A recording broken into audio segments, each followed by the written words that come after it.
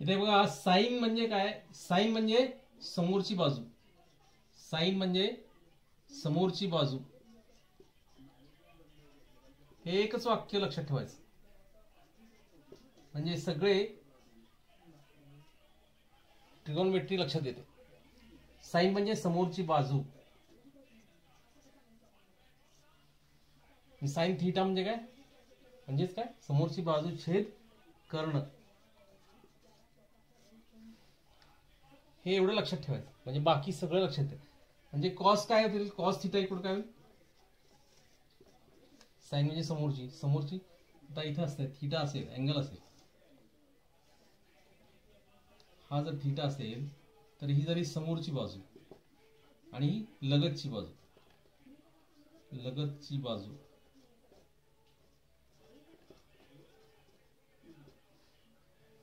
ही म्हणजेच cos theta, cos theta म्हणजे लगतची बाजू, लगतची बाजू छेद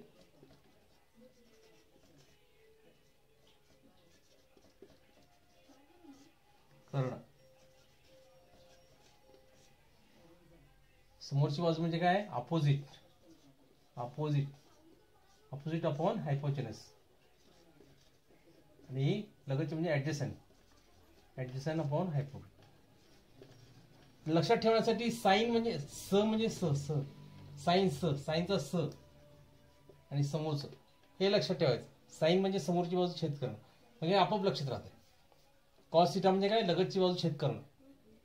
आणि टॅन म्हणजे काय, tan theta, sine theta upon sine upon cos. हे आपण हे येणार, हे आपण हे, म्हणजे हे कर्ण कर्ण निघून जाईल, वरती काय समोरची बाजू, समोरची बाजू छेद लगतची बाजू,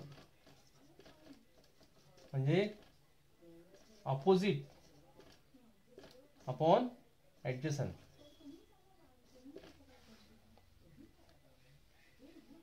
नंतर बाकीचं तर लक्षात येते. कॉट म्हणजे काय, cot theta equal to 1/tan theta, बरोबर. काय हे उलट होईल, कॉस अपॉन साइन, हा याच्यावर विरुद्ध उलट होईल. आणि सेक म्हणजे काय, सेक थीटा म्हणजे 1/cos थीटा, म्हणजे याच्या बरोबर विरुद्ध, कर्ण वरती जाईल, म्हणजे हायपोटेनस अपॉन ऍडजसंट. आणि कोसेक थीटा म्हणजे 1/sin थीटा. हे इथं लक्षात असते, सेकच्या अपोजिट कॉस, कॉसेकच्या साइन, हे लक्षात ठेवायचं. म्हणजे इथं काय होईल, कॉस हे वरती जाईल, कर्ण छेद कॉस म्हणजे काय, लगतची बाजू, म्हणजे हायपोटेनस अपॉन ऍडजसंट. आणि इथे कर्ण छेद समोरची बाजू, साइन म्हणजे समोरची बाजू, हायपोटेनस अपॉन अपोजिट. तर हे लक्षात ठेवा, साइन म्हणजे समोरची बाजू. हे एकच वाक्य लक्षात ठेवलं की बाकी सगळे ट्रिगोनोमेट्री आपल्याला लक्षात येते.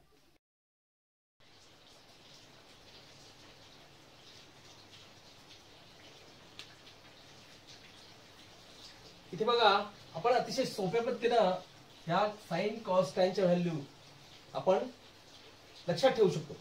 आणि ह्या ट्रिकने हे सगळं व्यवस्थित लक्षात राहतं, परीक्षेमध्ये आपल्याला विसरत नाही.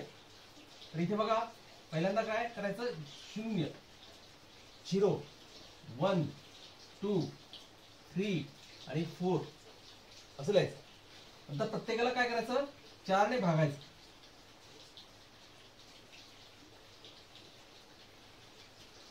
डिवाइड बाय 4 आणि स्क्वेअर रूट घ्यायचं.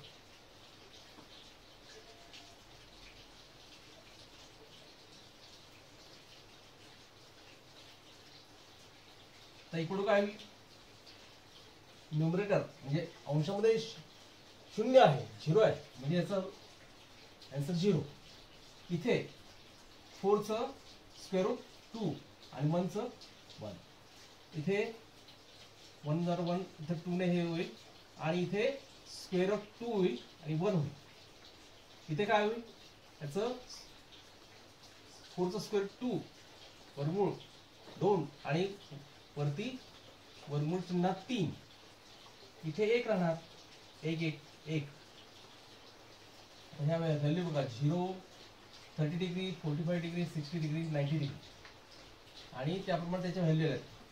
साइन 0चं 0, साइन 30 1/2, साइन 45 1/√2, साइन 60 √3/2, साइन 90 1. आल्या व्हॅल्यू सगळ्या आहे का नाही? सगळ्यात सोपी ट्रिक आणि अतिशय पॉवरफुल. हेच इकडे परत लिहायचं. हे आहे ते इथलं 1 साइन 0 कॉस 0 1. कॉस 30 किती आहे? हे इथं लिहायचे √3/2. हे आहे तसंच लिहायचं 1/2. ही आणि व्हॅल्यू सारखीच असते. साइन 45 आणि कॉस 45 व्हॅल्यू एकच. साइन 60 म्हणजे किती? √3/2. पण हे इथं लिहायचं कॉस 60 1/2 आणि इथं हे इथं लिहायचं 0. ऐक ना सर. आता टॅन म्हणजे काय? टॅन म्हणजे साइन अपॉन कॉस. म्हणजे हे आपण हे 0/1 इक्वल टू 0. फंक्शन ठिकाणी 0 आहे त्यामुळे. आता इथे हे आपण हे होईल म्हणजे किती? हे 2 2 निघून जाईल. ह्याच्या खाली हे म्हणजे 1/√3 आलं. आता हे सेम आहे. हे भागिले हे म्हणजे एकच राहणार सेम असल्यामुळे. आणि इथं हे 2 2 निघून जाईल आणि वरती √3 आणि इथे 1/0 म्हणजे काय? Not defined. नॉट डिफाईन्ड हे लक्षात ठेवा. आता इथे काय? कॉट म्हणजे ह्याच्यासारखं किंवा हे इथं लिहिलं चालतंय. इथं हे इथं लिहायचं. ह्याच्या आपण म्हणजे कॉट म्हणजे काय? 1/10 म्हणजेच काय? हे इथं हे इथे दिस कॉस अपॉन साइन 1/0 म्हणजे नॉट डिफाईन्ड. किंवा ए इथं लिहिलं चालतंय. दोन्ही केलं चालतंय. आता हे इथं लिहायचं सेमच येते बघा. कॉस अपॉन हे म्हणजे √3 हे 2 2 निघून जाईल. √3 वरती राहील आणि 1 खाली राहील म्हणजे 1 काही नाही चालतं. आता इथे एकच आहे. इथे एकच राहणार. आता इथे हे इथं लिहायचं 1/2 आणि हे इथे लिहायचं. हे काय? 0 आलंय का? आता सेक म्हणजे काय? 1/cos हे लक्षात ठेवा. हे कॉस हे 1/1 1. आता 1/, हे म्हणजे 2 वरती जाणार. ह्याच्या विरुद्ध होणार 2 वरती आणि हे √3 खाली 2 वरती √3 खाली सोपं आहे की नाही? आता हे 1/cos हे वरती जाणार √2 आणि हे वरती जाणार 2. हे वरती गेलं म्हणजे 0 0/1 0. आलं पण लक्षात.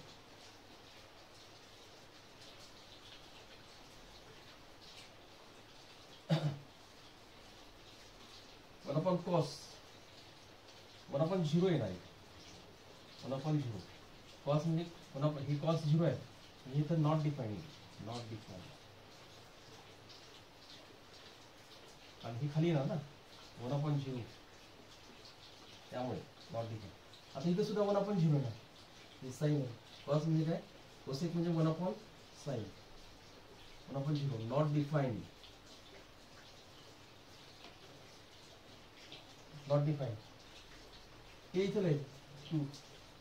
हे आहे तसंच हे इथं लिहायचं इक्वल टू 2 आणि हे इथं लिहायचं 1 किंवा 1/sin 1/1 दोन्ही करता येते. या याने 1/sin किंवा 1/cos याने पण लिहिता येते किंवा त्याच्या खाली वरती हे झालं की हे इथं लिहायचं परत हे इथं लिहायचं परत हे मधलं आहे तसंच ठेवायचं कारण ते सेम आहे. इथं लिहायचं आणि इथं लिहायचं. इथं टॅनचं असेल तर यांच्या किमती झाल्या की ए इथे लिहायचं, ए इथे लिहायचं, ए इथे राहिलं, ए झालं, इथे राहिलं. ऐकायचं म्हणजे साइन 0, 30, 45, 0, 30, 45, 60 आणि 90 यांच्या ज्या किमती आहेत, sine 60, sine 0, sine 30, sine 45, sine 60, sine 90, या सगळ्या व्हॅल्यू आपल्याला परीक्षेमध्ये विसरू शकत नाही या ट्रिकने. या ट्रिकमुळे तुम्हाला हे टेबल तुम्ही केलं की ह्या कुठल्याही व्हॅल्यू तुम्हाला सहजगत्या लक्षात राहतात.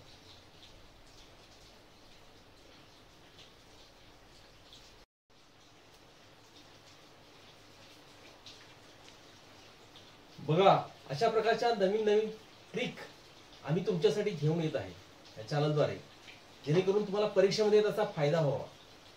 तर या ट्रिक तुम्हाला आवडत असतील तर तुम्ही चॅनलला सबस्क्राईब करा, शेअर करा, लाईक करा. मी तुम्हाला माझा व्हॉट्सअप नंबरही शेअर करत आहे. तुमच्या ज्या काही कुठल्याही अडचणी असतील, काही शंका असतील, काही अवघड उदाहरण असतील, ते कसं सोडवलंय ते कळत नसेल तर त्यासाठी तुम्हाला व्हॉट्सअपवरती मेसेज पाठवू शकता. तुम्हाला ते मोफत मार्गदर्शन दिलं जाईल, फ्री गायडन्स दिला जाईल आणि तुमच्या परीक्षेमध्ये त्याचा तुम्हाला उपयोग होईल. तर या चॅनलला सपोर्ट करा आणि लाईक करा आणि सबस्क्राईब करा आणि शेअर करा. धन्यवाद.